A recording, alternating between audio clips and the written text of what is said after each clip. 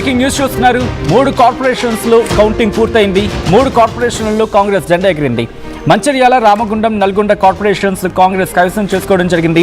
మంచిర్యాలలో 60 వార్డులుంటే Congress 41, BRS 8, BJP 4, ఇతరులు 2 స్థానాలను కైవసం చేసుకున్నారు. ఇక రామగుండంలో 60 వార్డులుంటే కాంగ్రెస్ 36, బీఆర్ఎస్ 13, బీజేపీ 1, ఇతరులు 4 స్థానాలను కైవసం చేసుకున్నారు. ఇక నల్గొండలో 48 వార్డులుంటే కాంగ్రెస్ 26, బీఆర్ఎస్ 8, భారతీయ జనతా పార్టీ 4, ఇతరులు 7 వార్డుల్లో విజయాన్ని కైవసం చేసుకున్నారంటే అర్థం చేసుకోవచ్చు అక్కడ ఎటువంటి ఈక్వేషన్స్ ఫాలో అవడం జరిగిందనేది. ఇక్కడ మాత్రం వినిపించే మాట క్లియర్ కట్గా ఒకటి కనిపిస్తూ ఉంటుంది. 3 కార్పొరేషన్స్ గురించి మాట్లాడుకున్న క్రమంలో అంటే 3 కార్పొరేషన్స్లో కౌంటింగ్ పూర్తయింది. 3 కార్పొరేషన్స్లో కాంగ్రెస్ జెండానే ఎగిరింది. మంచిర్యాల, రామగుండం, నల్గొండ ఈ 3 కార్పొరేషన్స్ని కాంగ్రెస్ కైవసం చేసుకుంది.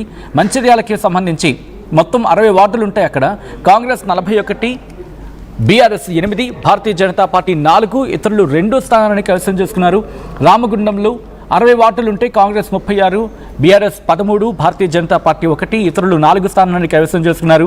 నల్గొండలో 48 వార్డులుంటే కాంగ్రెస్ 26, బీఆర్ఎస్ 8, బీజేపీ 4, ఇతరులు 7 వార్డుల్లో విజయాన్ని కైవసం చేసుకున్నట్టే అర్థం చేసుకోవచ్చు. ఇప్పటికే కార్పొరేషన్స్ గురించి మాట్లాడుకునే క్రమంలో మొత్తం 7 కార్పొరేషన్స్ గాను 4 అంటే 3లో విజయం సాధించింది. 1 ప్రస్తుతం లీడ్లో ఉంది. And at the same time మిగిలిన వారికి సంబంధించి మాట్లాడుకునే క్రమం కూడా డీటెయిల్గా మాట్లాడుకునే ప్రయత్నం చేద్దాం. మనతో పాటు ఎంపీ మల్లు రవి, పార్లమెంట్ సభ్యులు మల్లు రవి కూడా లైవ్లో జాయిన్ అవుతున్నారు. ఒకసారి మాట్లాడే ప్రయత్నం చేద్దాం. రవి గారు నమస్తే అండి. హలో రవి గారు నమస్తే అండి. నమస్తే నమస్తే రవి గారు, అసలు ఏంటి కాంగ్రెస్కి సంబంధించి మిగిలిన 2 స్థానాల గురించి మాట్లాడుకున్న అంటే కార్పొరేషన్స్లో మీరు కాస్త పర్ఫార్మెన్స్ ఉండింది. But when it comes to municipality BRS కూడా కాస్త పర్ఫార్మెన్స్ చూపించింది. ఇక్కడ మొత్తం క్లీన్ స్వీప్ చేస్తా అన్నారు మీరు. ఓవరాల్ గా కార్పొరేషన్స్ కానీ మున్సిపాలిటీస్ కానీ దాదాపు 80% కాంగ్రెస్ పార్టీకి వచ్చినాయి. అంటే రాష్ట్రంలో ప్రజలందరూ కాంగ్రెస్ పార్టీ ప్రభుత్వానికి ఆశీర్వదించినట్టుగా మేము భావిస్తున్నాం.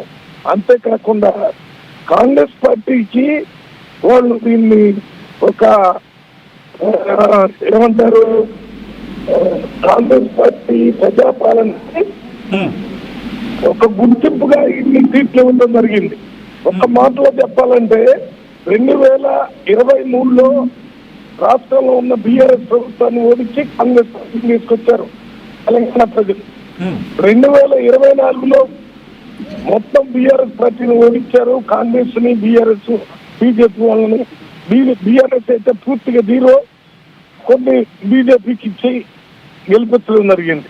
ఇక 2025లో మనకి పంచాయతీలు కానీ దాంతో పాటు బై ఎలక్షన్స్, మీకు అక్కడ సికింద్రాబాద్ లో బై ఎలక్షన్ ఎమ్మెల్యేకి జరిగింది, అట్లే జూబ్లీ హిల్స్ లో జరిగిన బై ఎలక్షన్, ఈ రెండిట్లో కాంగ్రెస్ పార్టీనే గెలిపించారు ప్రజలు.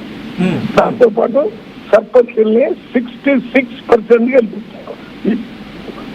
బీఆర్ఎస్ ఆరోపిస్తోంది ప్రధానంగా రవి గారు, బీఆర్ఎస్ ఆరోపిస్తోంది ఇక్కడ మీరు బీజేపీతో జత కట్టారు కాబట్టి ఈ విజయం అనేది, ఈ సోకాల్ విజయం అనేది వినిపిస్తుంది అనేది.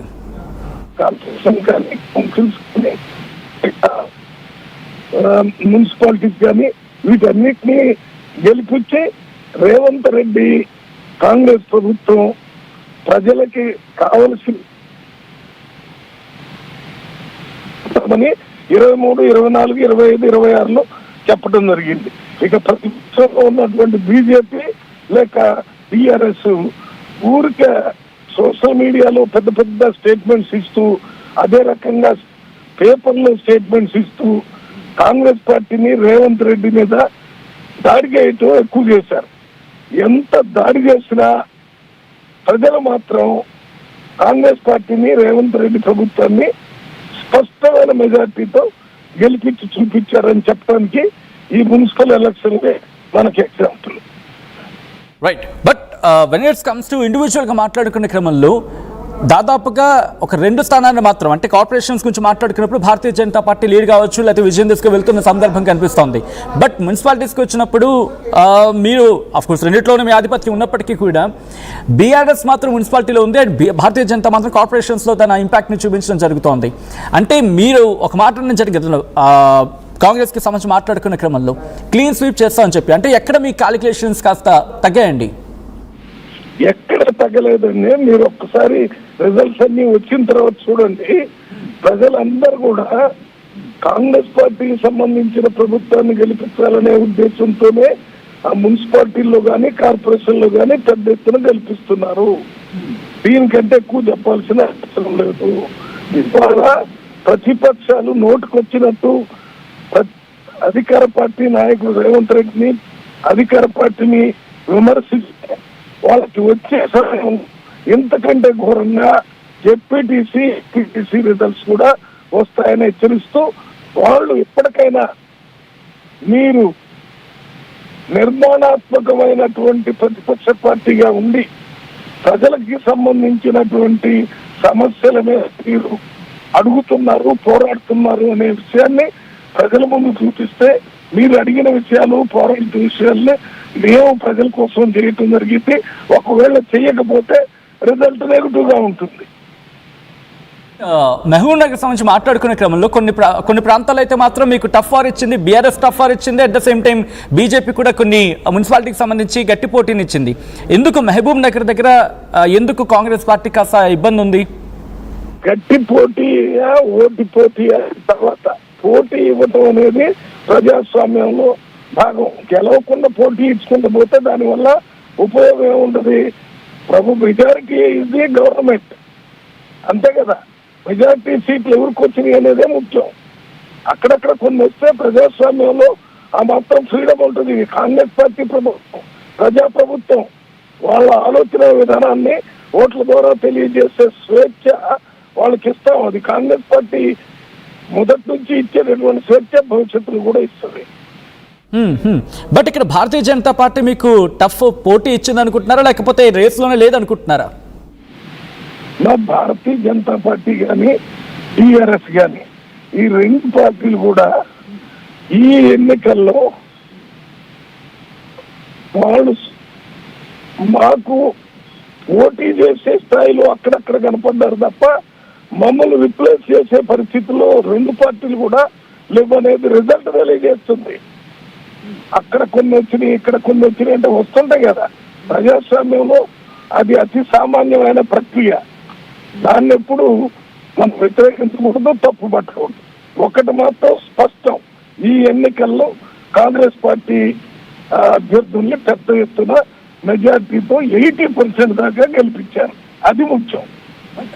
భారతీయ జనతా పార్టీతో అక్కడ ఒక విధంగా చెప్పాలంటే మాటను ఉపయోగించగలిగితే, కుమ్మక్కయ్య అనే పదాన్ని ఉపయోగించగలిగితే అది జరగడం బట్టే మీరు ఇక్కడ విజయాన్ని సాధించారు తప్ప ఇది కంప్లీట్గా మీరు కాదనేది బీఆర్ఎస్ వాదన. అక్కడ అది బీఆర్ఎస్ కానీ బీజేపీ కానీ అన్నా ఓడిపోయే ముందు ఒక వాదన పెట్టారు, ఓడిపోయిన తర్వాత ఇంకో వాదన పెడతారు. ఏ వాదన పెట్టినా ఓడిపోయిన వాళ్ళ వాదనే కానీ గెలిచిన వాళ్ళ వాదన కాదు కదా. ఏం గెలిచాం? 2023లో గెలిచాం, 24లో గెలిచాం, 25లో గెలిచాం, ఇప్పుడు 26లో గెలిచాం. నెక్స్ట్ 27లో జరిగే జెడ్పీటీసీ, ఎంపీటీసీలు కూడా గెలిచాం. జిల్లా పరిషత్లు కూడా కాంగ్రెస్కి వస్తాయి. ఎందుకు వస్తాయని నమ్మకం ఉందంటే ప్రజలు మనం చేసే పనుల మీద వారు నమ్మకంతో ఓట్లేస్తున్నారు. సన్నబియ్యం తినే వాళ్ళు ఓటేస్తున్నారు, 200 యూనిట్స్ కరెంటు వాడుకున్న వాళ్ళు ఓటేస్తున్నారు, అదే రకంగా ఇందిరమ్మ ఇల్లు వచ్చినట్టు ఓటేస్తున్నారు, బస్సులు ఫ్రీగా వాళ్ళకి తిప్పుతుంటే వాళ్ళంతా ఓటేస్తున్నారు. మరి 2 లక్షల అప్పు మాఫీ చేసినందుకు రైతులు ఓటు చేస్తున్నారు. ఈ విధంగా ప్రభుత్వం ప్రతి కుటుంబంలో రిఫ్లెక్ట్ అవుతుంది.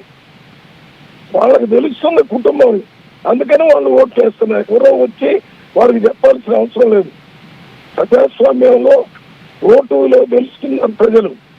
ఓటు వలనే ఎమ్మెల్యే, ఓటు వలనే ఎంపీ, ఓటు వలనే మున్సిపల్ కౌన్సిలర్, ఓటు వలనే మున్సిపల్ కార్పొరేటర్, మరి మున్సిపల్ చైర్మన్, అదే రకంగా కార్పొరేషన్ చైర్మన్.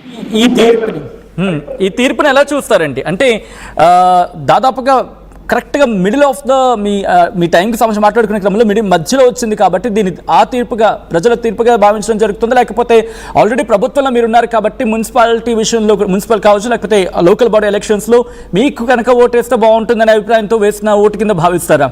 కాంగ్రెస్ పార్టీ ఎలా చూస్తుంది దీన్ని? ఏది ఇది కరెక్ట్గా మీ పాలన అంటే 2.5 ఏళ్ల పాలనకి అంటే 5 ఏళ్ల పాలనలో మధ్యలో వచ్చింది కాబట్టి దీన్ని ఎలా చూడడం జరుగుతోంది? ఇది ప్రభుత్వానికి అంటే ప్రభుత్వంలో మీరు ఉన్నారు కాబట్టి మీకు ఓటేస్తే బాగుంటుందని చెప్పి ప్రజలు అనుకున్న రీతిలో వచ్చిన విజయంగా భావించడం జరుగుతుందా, లేకపోతే ఇంకో కోణంలో మాట్లాడుకున్న సందర్భాలు వేరే రకంగా అంటే మీ ప్రభుత్వానికి సంబంధించి ఒక సర్టిఫికేట్గా జర్నల్ ఇచ్చినట్టుగా భావించడం జరుగుతుందా? రవి గారు, నేను ఒక విషయం స్పష్టంగా చెప్పదలుస్తున్నాను. ప్రభుత్వంలో బీజేపీ గత 12 సంవత్సరాల నుంచి ఉంది. ఉందా? కాంగ్రెస్ కంటే ఎక్కువ ఉంది కదా. ఇప్పుడు కూడా ఉంది అధికారం, వాళ్ళని ఓడగొట్టారు. అదే రకంగా బీఆర్ఎస్ పార్టీ గత 10 సంవత్సరాలు ప్రభుత్వంలో ఉంది, వాళ్ళు ఏం చేయలేదు కాబట్టి ఇప్పుడు ఓడగొట్టారు. 2.5 సంవత్సరాల్లో 3-4 ఎన్నికలు జరిగితే అన్ని ఎన్నికల్లో కాంగ్రెస్ పార్టీ ప్రభుత్వాన్ని ఎన్నుకున్నారు. ఇది మీడియా కానీ వేరే వాళ్ళని గుర్తించి ప్రజలకు తెలియనియాలి. వాళ్ళ విద్యతను మనం తప్పు పట్టుకోం. కొద్దిసేపటి క్రితం కేటీఆర్ మాట్లాడుతూ హంగ్ చోట గురించి మాట్లాడిన సందర్భంలో ఆయన ప్రస్తావించడం జరుగుతోంది. హంగ్ వచ్చే ప్రదేశాల్లో లేక ప్రాంతాల్లో ఇప్పటికే ఈ క్యాంపు రాజకీయాలు ప్రారంభమయ్యాయని వినిపించామట. కాంగ్రెస్ పార్టీ వీటిని ఎంకరేజ్ చేస్తుందా, లేకపోతే లేదు ఆల్రెడీ మనకు వచ్చిన సీట్లు సరిపోతాయి, మనకి ప్రజలు ఎంత ఇచ్చారో దాంతో వెళ్లే ప్రయత్నం జరుగుతుందని చెప్పి ఊరుకునే ప్రయత్నం జరుగుతుందండి? రాజకీయాల్లో ఇది అత్యంత సహజంగా జరిగే ఒక ప్రక్రియ. ఓటింగ్ రోజు వరకు కాంగ్రెస్ పార్టీ ద్వారా కాంగ్రెస్ పార్టీ సపోర్ట్ చేసే వాళ్ళని మరి బయట ఉంచడం, వాళ్ళని ఎలక్షన్ తీసుకురావడం జరిగింది. అది కాంగ్రెసా, బీఆర్ఎస్, బీజేపీ అందరూ అదే పని చేస్తున్నారు. ఒక కాంగ్రెస్ పార్టీని చూపించడం ద్వారా మీరు కాంగ్రెస్ పార్టీ ఏదో తప్పు చేస్తుందని ప్రజలు చెప్పాలంటే వాళ్ళు గెలిపించిన ద్వారా మమ్మల్ని పరిపాలన చేయమని చెప్తున్నారు. రాష్ట్ర ప్రభుత్వం ఉండాలా, అదే రకంగా ఎంపీలు ఉండాలా, అదే రకంగా ఎమ్మెల్యేలు ఉండాలా, ఇప్పుడు కౌన్సిలర్స్, అదే రకంగా కార్పొరేట్స్ కాంగ్రెస్ వాళ్ళు ఉండాలని ఎంత పెద్ద ఎత్తున గెలిపించారు. వచ్చిన మున్సిపాలిటీస్ లో ఇప్పటికే కాంగ్రెస్ బేరసారాలు ప్రారంభించింది, కొనుగోళ్లకు సంబంధించి కూడా తెరలేపింది అనే అర్థం వచ్చేలా ఆయన మాట్లాడారు. కేటీఆర్ మాట్లాడుతూ కొద్దిసేపటి క్రితం కేటీఆర్ గారు ఇట్లా మాట్లాడినందుకే ఇన్ని ఓట్లు రాకుండా పోయి ఎక్కడా లేకుండా పోయారు. మీకేదైనా ప్రజల యొక్క విద్యతను తప్పుపట్టే పని చేయొద్దు. నీకు ఓట్లు వేస్తే ప్రజల మంచోళ్ళు, కాంగ్రెస్ ఓట్లు వేస్తే తప్పులా? ఎవరు చేసినా ప్రజల విద్యతను గౌరవించాలి. ప్రజల విద్యతతో ఇప్పుడు కాంగ్రెస్ పార్టీని గెలిపించారు. మేమేదో అక్కడ క్యాంపులు పెడుతున్నామని మీరు పెట్టడం లేదని మాట్లాడితే ప్రజలు గమనిస్తున్నారు. మీరేం క్యాంపులు పెడుతున్నారు, ఎక్కువ తీసుకుపోతున్నారు అందరికీ తెలుసు కదా. ఊరికే క్యాంపుల మాట చెప్పినా ఇది చెప్పినా ఈ గెలిచిన వాళ్ళని తక్కువ చేయలేవు, గెలవడం వాళ్ళని ఎక్కువ చేయలేవు. కొద్దిసేపటి క్రితం కేటీఆర్ మాట్లాడుతున్న క్రమంలో ఇంకొక మాట అన్నారు. పార్టీ శ్రేణులు చాలా గట్టిగా కష్టపడ్డాయి, ఒక పోటీ ఇచ్చాం కాంగ్రెస్కి, మరీ ముఖ్యంగా వెన్నులో వణుకు పుట్టించామని అర్థం వచ్చారని మాట్లాడుకొచ్చారు. సో నిజంగా కాంగ్రెస్కి వెన్నులో వణుకు పుట్టిందా అండి?